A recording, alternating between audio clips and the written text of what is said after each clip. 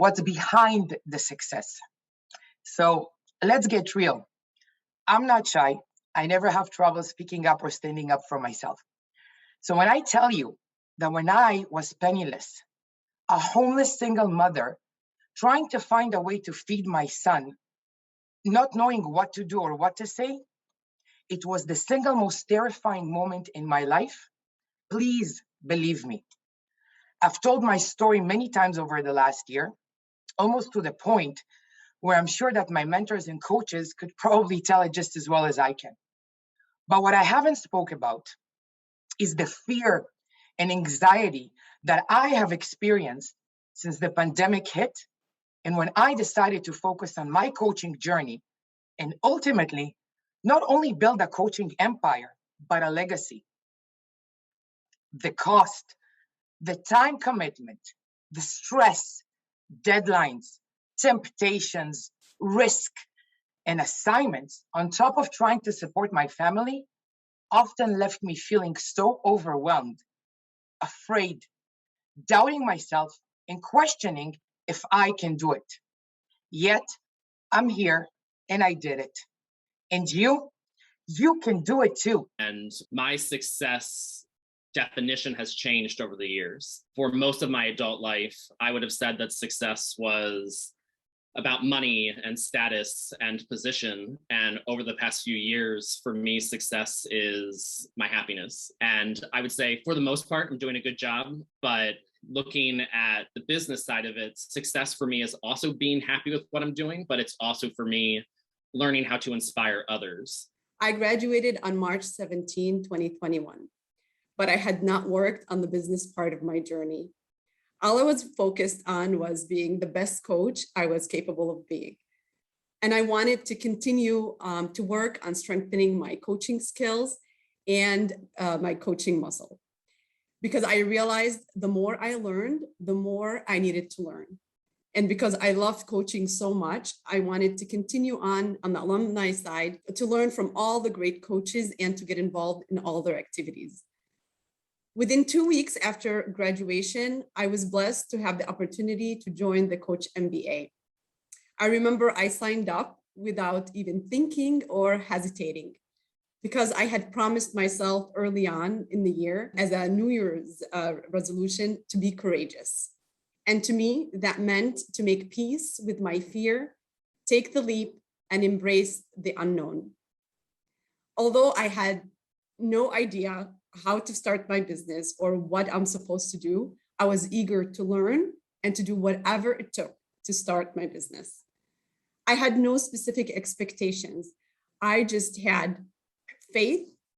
I loved and trusted the school and what it offered, and I was ready to take on the challenge. I knew a little bit about social media and technology, and I knew I would have to work extra hard to accomplish my mission. But at the beginning, I was so overwhelmed and felt that I couldn't even keep up with the rest. I had to probably work 5 times as hard as anybody else in the alumni because I had no prior experience. I remember the first night in the Coach MBA, and it was like 9 p.m. in Chicago time where we had the session. And it was just a lot of information at that late at night. And I remember being so challenged. And as the alumni were racing to start the homework after the meeting, my brain was on complete overload and I couldn't keep up with them.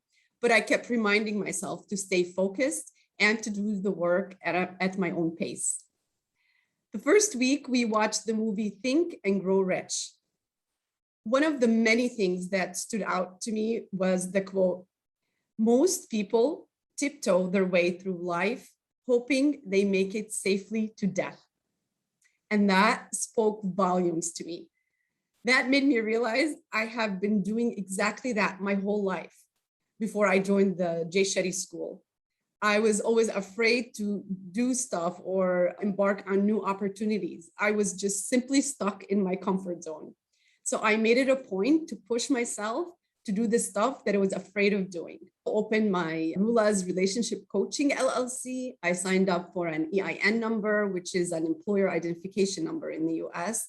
I registered with the state. I opened my first business bank account. And it felt amazing. I still can't believe I was able to do that in such a short time. My family and friends were extremely proud. And best of all, I paid $0 for anyone to help me do it. I just used all the resources I had available to me, and I got it all done. This experience taught me to no longer say, no, I can't do it, but to say, yes, how can I do it? I learned to believe in myself and my abilities and to seek help when necessary. Also to be patient, to trust the process, to be determined and committed to do the work. And you too, don't wait for things to happen for you. Take charge of your life. Stop dreaming and start doing. Start with whatever resources you have.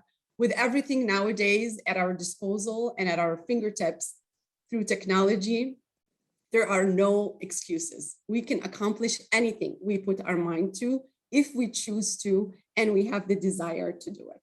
Remember, if there is a will, there is a way. And believe me, if I can do it, you can too. I am so grateful to the Shetty School for giving me this opportunity to join the Coach MBA program. Because of it, I was able to launch my coaching business shortly after graduation. My life before coaching can be summed up in 2 words, and those are cubicle farm. After I received my university degree in business and computer science, I spent the next 17 years at a desk job that took me from someone who was ambitious and excited to someone who really didn't feel like they could accomplish anything. One day when I was scrolling through social media as a diversion to facing the real world, I came across a posting about becoming a coach. Whatever the message was on that post, it resonated deeply with me, and I felt compelled to move in that direction. I wavered back and forth as to whether this was a real opportunity for me or if I was just using it as an excuse not to go back to another cubicle job. But I enrolled in Shetty in June of 2020 and started the coursework. It was definitely awkward at first as I navigated this new mindset. But what was incredible was the personal growth that I experienced. So each module not only taught me a valuable skill I needed as a coach, but when I reflected on each lesson, I learned something about myself. So I was better able to understand concepts like imposter syndrome, confidence, and self-esteem. I developed an understanding of how goals work and how important they are to have in your life. For the first time, I understood what was holding me back from achieving success. And most importantly, I realized I have all the tools in me to achieve anything I want.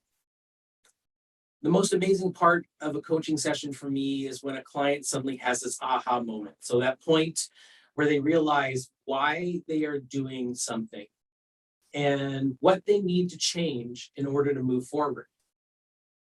When I graduated at the end of March of this year, it was a much more satisfying achievement than any of my post-secondary education because coaching resonated with me. After almost 25 years of hitting my head against the wall, I had found my place and I'm excited when I wake up in the morning and I grow as a coach every day and I'm completely dedicated to helping as many people as I can. So with the graduation, my journey only started. And for me, the biggest thing was coming from being completely silent and completely in the background, having this desk job, to coming into this online world where you have to share yourself and your story. And this is where I got stuck after graduation.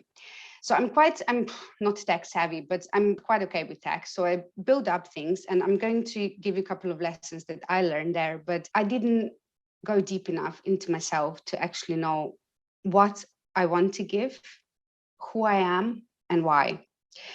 And if I have one big advice for everyone, it would be not to start building anything until you know yourself first. Because the clients buy you and they buy your story. And if you don't know who you are and what your story is, and what in particular in your story, to find something where you will be able to uniquely share it online and show your clients that there is something unique that you can offer them, it's going to be difficult.